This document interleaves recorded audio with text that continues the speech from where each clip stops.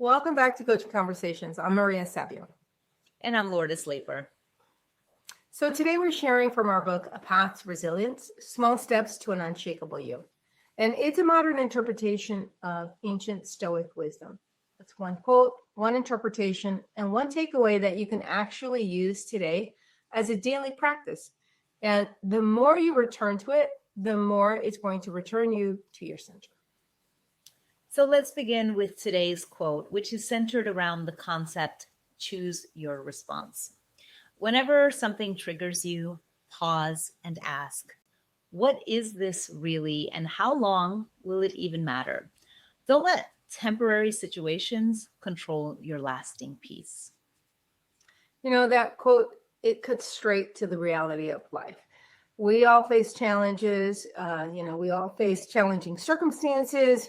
We can receive a frustrating email, a harsh critique that was intended as feedback, a sudden setback. And in that instant, everything it feels massive. It feels personal and it feels urgent. But our power isn't in blocking that hit, that circumstance. It's in what happens right after that blunt impact. Yes. It's so important to stop letting temporary challenges control our lasting peace. Most of what rattles us is in the heat of the moment. And usually it won't matter a week from then, but our immediate impulsive reaction can really cause damage that lasts much longer. And the key is to pause, zoom out, and ask yourself, what is this really, and how long will it genuinely impact me? Right, because the moment that you separate the facts from your feelings, you're going to move from, reacting impulsively to responding thoughtfully. And you're definitely going to negate some future regrets. And this is why people who operate under immense pressure, they develop this discipline. Yeah, I mean, for example, Adele, the singer, musician, artist, when after her divorce, which was a major personal disruption, she chose to channel the immediate pain into the album 30. Her response was to process the pain through art and a controlled narrative, and not let the sadness of the event derail her career or silence her creative voice.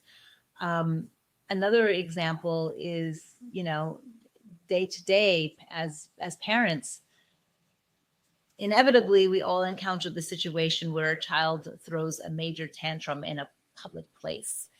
And the parent can choose to remain in control and choose their response, ignoring the onlookers, the child's behavior, and instead focusing on remaining calm and working with the child, distracting them, redirecting them, calmly speaking to them, as opposed to immediately giving in to the demands that they're throwing the tantrum over.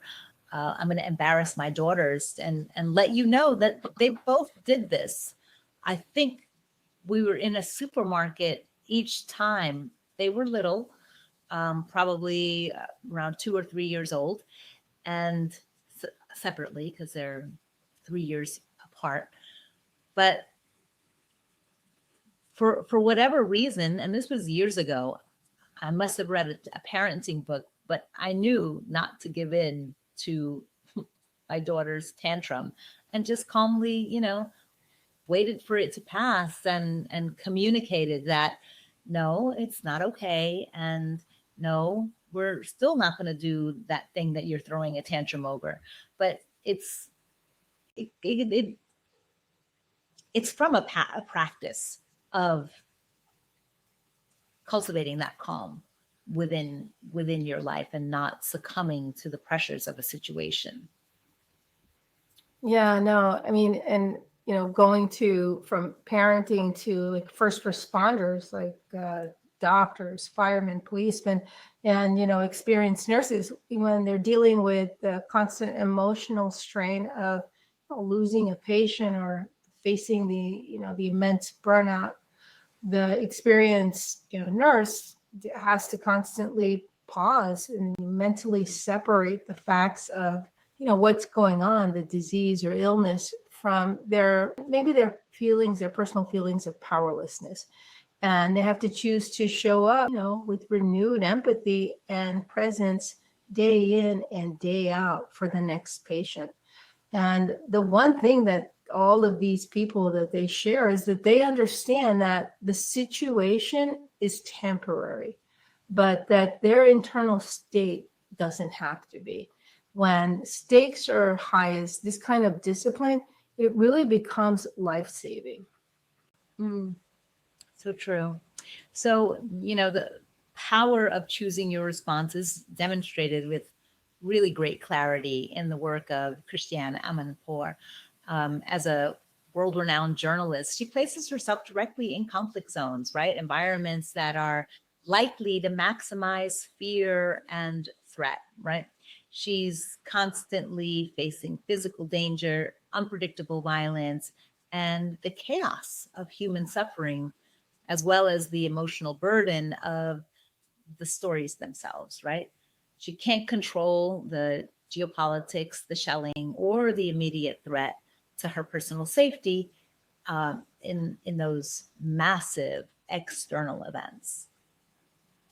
Yeah, she has to, be masterful, right? She's her chosen response is masterful, I should say.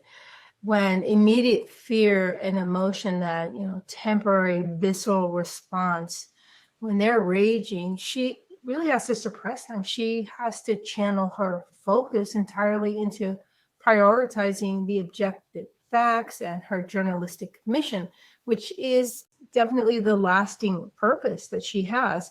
And it's not coldness, it's really supreme self-control, because she refuses to allow the immediate presence of her danger to overwhelm her, to overwhelm her perception or compromise her ethics.